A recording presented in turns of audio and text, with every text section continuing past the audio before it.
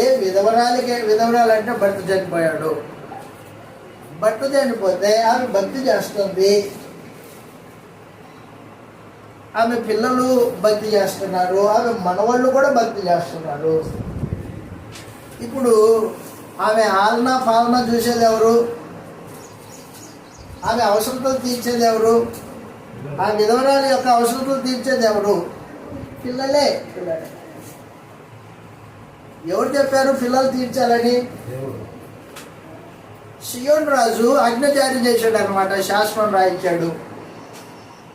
విధవరాలను తమ ఇంటి వారు ఏం చేయాలన్నమాట? సంరక్షించాలి, వాటిని పోషించాలి, వాడి అవసరతలు తీర్చాలి.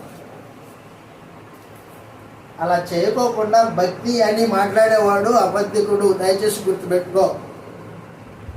నేను ఆరాధన చేసి వస్తాను అనేవాడు కాదు కావాల్సింది.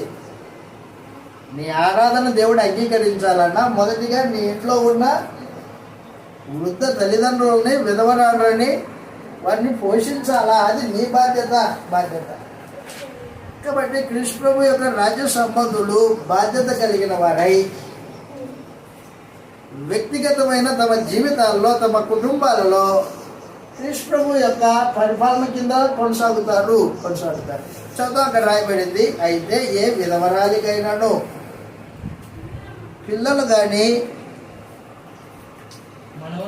మనవళ్ళు కానీ ఉండిన ఎడల